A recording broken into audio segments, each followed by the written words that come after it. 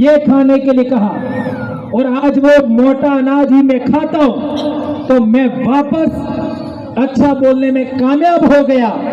तो आप लोग भी इसी तरीके से 2-2, 3-3 घंटे खड़े रहना चाहते हैं, इतनी स्टेमिना आपकी इन पैरों में हो, आप ऐसा बनना चाहते हैं, तो ये बीपीएल वाला गेहूं आता है वो पशुओं को खिलाइए, आप मत खाइए, यही कहना चाहता हूं। और सभी मोटा अनाज उगाइए, और पुराना बाप दादे जो अनाज खाते थे, जो सब्जियां खाते थे, जो भाजियां खाते थे, वो हमें वापस खाना है। ये सभी कर्मचारी भाइयों को भी कहना चाहता हूं। और बहुत जल्दी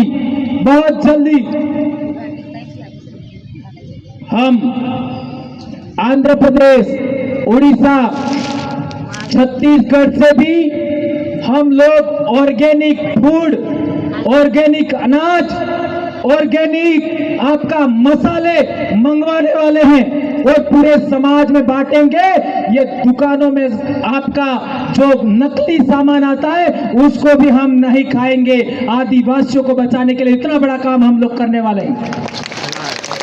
आपको ऑर्गेनिक काली मिर्च मिलेगी, आपको ऑर्गेनिक चावल मिलेगा, आपको ऑर्गेनिक आपका दालें मिलेंगी, आपको तेल भी मिलेगा, उसका भी हम तैयारी कर रहे हैं। इसलिए यह पूरा आदिवासी समाज को बचाने के लिए, प्रकृति को बचाने के लिए, जीव जगत को बचाने के लिए, यहाँ तक कि गैर आदिवासियों को भी बचाने के लिए, जो लोग हमारे साथ आते हैं उनको भी बचाने के लिए हम लोग प्रयास करेंगे।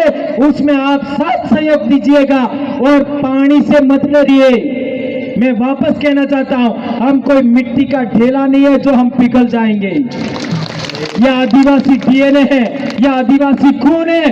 पूरा दिन बारिश में रह करके हम लोग चावल को, धान को रोपते हैं, आपका फसल उगाते हैं, यह हम करते हैं। और जिस तरीके से आप आज की तारीख में अभी यहाँ पर खड़े होकर के मुझे सुन रहे हैं, इसी तरीके से हम लोगों ने बाहर जा करके इतनी बारिश में और आपका छाते लेकर के बैठ करके लोगों को हमने सुना, हमने बोला है, और हम लोग भी आपके समान खड़े रहे हैं। और एक बात दोस्तों याद करना चाहूंगा मैं, एक बार हम लोग कार्यक्रम में गए थे, सारी नाइट ये जैसे खड़े हैं ऐसे ट्रेन में लोग थे, हम सो नहीं पाए, खड़े खड़े सो गए कई लोग, और खड़े खड़े सो गए। इतना बड़ा मेहनत करके हम लोगों ने जो आज बोल रहे हैं वो सब सामान लाए, और गारंटी देता हूं मार्च तक आपके पास,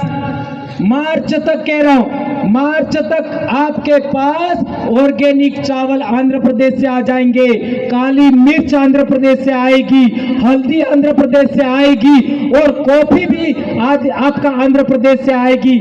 आज के बाद चाय भी बंद कर देना, ऐसा कहना चाहता हूं। ऑर्गेनिक चाय भी हम मंगाने वाले हैं। अब समाज के लिए हम लोग जितना कर सकते थे वो किया है, लेकिन अब समाज बड़े पैमाने पर अपने साथ जुड़ गया है, तो हम समाज को बचाने के लिए व्यापार के फील्ड में भी अपन जाने का प्रयास करेंगे। ये बात कहते हुए, चूंकि मुझे डूंगरपुर में भी बोलना है, नहीं तो डूंगरपुर वाले लोग मुझे भी मारेंगे, ये आप जानते हो, है ना। वो मेरा कहना कर लेंगे ऐसा जरूरी नहीं है, वो मेरे को भी मार सकते हैं। क्यों मार सकते हैं? क्योंकि वहां भी बहुत बड़े पैमाने पर युवा लोग आए हैं, उनके सामने भी मुझे बात रखनी पड़ेगी।